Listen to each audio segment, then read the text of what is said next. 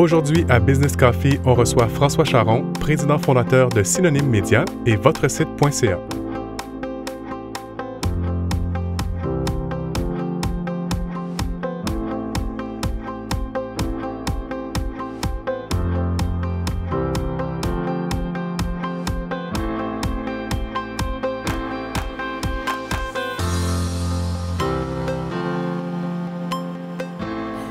Bienvenue à businesscoffee.tv. Merci beaucoup à toi, François, d'être présent avec nous. J'ai lu sur toi, tu sais, j'ai fait mes recherches. Donc, tu as été entrepreneur depuis l'âge de 18 ans, un petit peu avant. Ouais. Alors, parle-moi légèrement de ton parcours et qu'est-ce qui t'a inspiré à devenir ce bel entrepreneur qu'on connaît aujourd'hui? Je pense que c'est juste des accidents de parcours. Moi, je voulais être animateur de radio, c'est tout. J'ai étudié à Jonquière pour être... Je m'amuse à dire que tout ce que j'ai dans la vie, c'est des cours de diction. Bon, j'ai un petit peu plus, là, mais pareil. Bon, j'étais un petit peu en avance à l'école. Je me suis ramassé à l'âge de 18 ans à Québec, diplôme en main. J'avais rien à dire. J'avais pas le syndrome de la page blanche, j'avais le syndrome du micro blanc. Tu sais, j'avais rien à dire. Fait que j'ai loué un local sur la rue Saint-Jean, à Québec. J'aimais la mode à l'époque. Je l'aime encore. Ben oui. Fait que j'ai loué un local, j'ai ouvert un magasin de vêtements. Et c'est là que j'ai découvert une facette de ma personnalité. C'est-à-dire que j'ai commencé à vendre les vêtements des autres. Je me suis écœuré de vendre les vêtements des autres. Ben, je me suis dit, je dois être capable de faire ça, moi, du linge.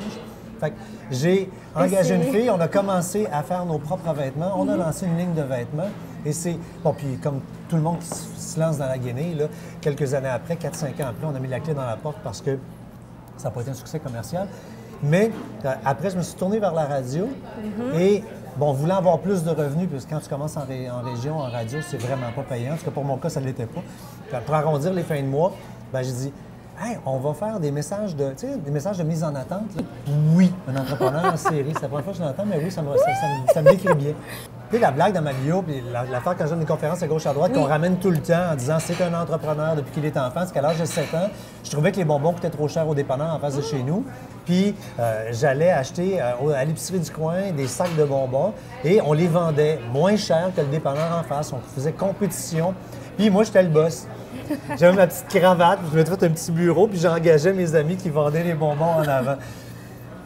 C'était-tu juste une petite pièce de théâtre d'été qu'on s'est fait pendant quelques journées durant l'été? Parce que j'ai aucun souvenir à savoir si ça a duré si longtemps que ça. Mais où sais-tu, est-ce que c'était le présage d'une carrière? Je ne sais pas. Mais c'était la première expérience d'entrepreneurship. C'est vrai. Selon toi, c'est quoi les ingrédients qu'il faudrait pour entreprendre aujourd'hui? Il y a tout le temps une mission. Quelqu'un qui fait de la mode veut que les gens soient beaux.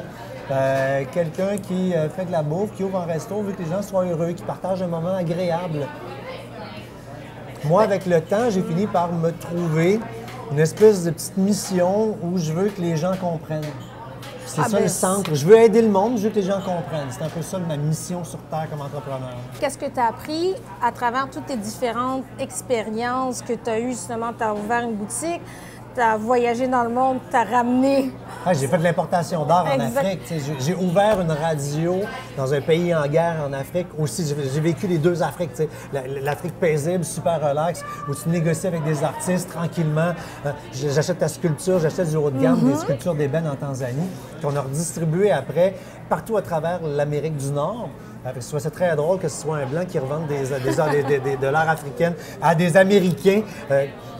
En même temps, c'est ça. Je pense qu'être en affaires, c'est se donner le droit de vivre mille et une aventures. C'est prendre le contrôle de sa vie. C'est de faire des folies. Les deux moments où j'ai fait des parenthèses africaines ont été extraordinaires dans ma vie. Et ça, c'est des bouts que les gens n'ont pas vus, n'ont pas su. Je parle des gens qui me suivent à la télé ou à la radio. J'en parlais pas de ça. Les gens ne savaient pas. C'est comme mon jardin secret. Puis après, ben là, ça a été la fusion logique entre ce que je fais à la télé et le monde des affaires, de me prendre en main, de lancer françoischaron.com, d'être mon propre maître, mon propre patron, le rêve de tout animateur, être propriétaire de sa station de TV, sa station de radio. Là, j'avais mon site web. C'est la même chose. Je fais ma télé dans mon site web. J'ai mon studio de télé chez moi où j'enregistre quand je veux, à l'heure que je veux. Je dis ça que je veux. Les seuls qui peuvent me dire que... C'est juste ma gang qui peuvent me dire que c'est pas bon ce que je fais. Mais il n'y a personne qui va me dire « tu n'as pas le droit de parler de ça ». Pas dans françoischaron.com. C'est le contrôle. Donc, maintenant, tu bâtis une marque de commerce à travers ça. Je trouve ça drôle quand on a choisi que ça s'appelle françoischaron.com. Puis oui, c'est drôle de voir que son nom devient une marque de commerce. Parce que des fois, il y a des réunions où des gens parlent de la marque François Charon. Puis je fais comme non, c'est mon nom, c'est pas de marque. Mais oui. Mais comment fais-tu d'abord pour te dissocier justement de ton nom et de la marque? C'est facile. Personne dans l'équipe a le droit de dire François Charon comme étant une marque. On l'appelle FC. FC, c'est la marque. Okay. Fait que FC, FC, FC, FC, FC, FC. Comme ça détache vraiment l'humain. Le gars qui a absolument pas la grosse tête, qui est pas un gars qui a des ambitions démesurées, qui veut juste être heureux, rendre sa gang au bureau heureuse, puis aider un peu au monde à l'extérieur. Fait que je veux pas avoir un tu sais, MC, marque de commerce, à côté de mon nom. Pour toi, la clé du succès en ce moment dans ton entreprise, c'est le plaisir, la façon que tu en parles. Tu dis, c'est le plaisir de monter une équipe. Sans les gens qui t'entourent, t'es rien. Moi, des fois, les gens me disaient, tu m'en parlais avant l'entrevue, comment tu fais, t'es pas fatigué, tu fais tellement de choses. Non, j'ai une gang extraordinaire. Fait que oui, mais c'est pas moi qui fais ces choses-là. J'en fais une partie, j'en fais beaucoup, oui, j'en conviens. Mais je fais pas tout. Tu t'impliques dans 2 projets, Insertec Angus et ton projet Branchon... Les PME. Les PME.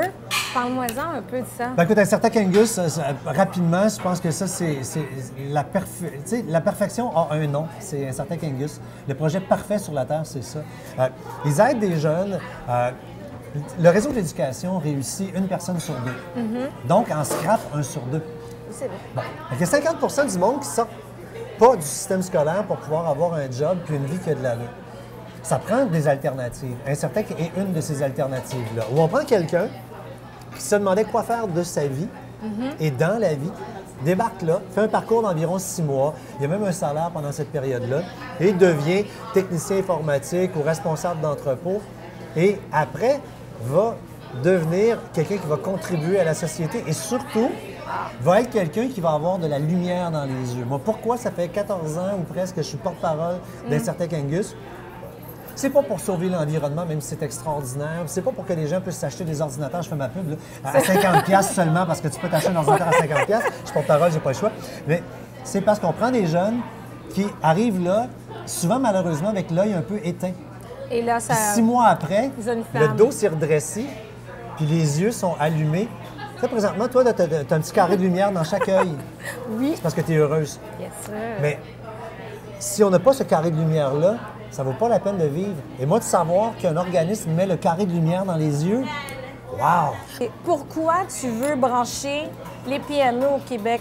Il y a une énorme crise au Québec et j'ai l'impression d'être un des rares, de moins en moins, j'ai embarqué bien du monde dans ma folie, mais il y a 1 an et demi, j'avais l'impression d'être un des seuls à paniquer du fait que les PME n'étaient pas sur le web. Tu sais, écoute, dans certaines régions du Québec, là, il y a 10-15 des PME qui ont des sites web. Il y a moins d'une PME sur 10 au Québec qui fait du commerce électronique. Quand on achète des choses, on achète aux États-Unis, on achète en Ontario. C'est vrai.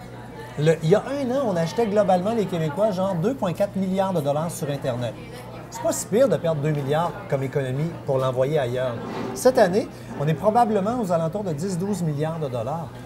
Les PME vont devenir des raisins secs. Ils vont fermer. Ça n'a pas de sens. Moi, je veux pas vivre dans j'adore mon pays le Québec. Je veux vivre en français en Amérique. Bien, pour ça, il faut que les PME aillent bien. C'est eux qui créent 75 des jobs. Les PME, mes beaux-frères et mes belles-sœurs, c'est comme ça que j'ai fini par les appeler. Les propriétaires de petites entreprises, c'est eux qui sont les créateurs d'emplois au Québec. S'ils ne sont pas sur le web, que je ne les trouve pas dans Google, s'ils ne vendent pas sur le web, ils ne passeront pas l'hiver. J'ai peur à ma société. Fait que je suis parti en croisade. OK. J'ai un plaisir fou. Donc, ça revient encore bon, pour moi. Ça m'a coûté une partie de ma carrière télé où j'étais à Salut Bonjour 5 jours semaine. Maintenant, je fais qu'un matin semaine. Mais ça valait le prix. J'ai 100 entrepreneurs qui n'ont jamais vu une conférence de leur vie, qui comprennent rien d'Internet, ils sont en panique. Ils sont là, puis ils regardent au début de la conférence. Dans le milieu de la conférence, les yeux commencent à s'allumer. Puis là, il y a la fille qui donne un coup de coude à son chum. Là, je viens de comprendre. Yeah! Et à la fin, tu sais, quand ça finit, ils applaudissent. Puis là, je fais, hey, il y en a probablement, écoute, peut-être le 3/4 a compris vraiment quelque chose. Donc, c'est ça qui te rend heureux? Ben, hey, on vient de leur donner les clés du char, puis ils vont pouvoir s'en retourner à la maison en conduisant. Là. Et leur entreprise va survivre. c'est le début de quelque chose. Wow. C'est par là qu'on s'en va.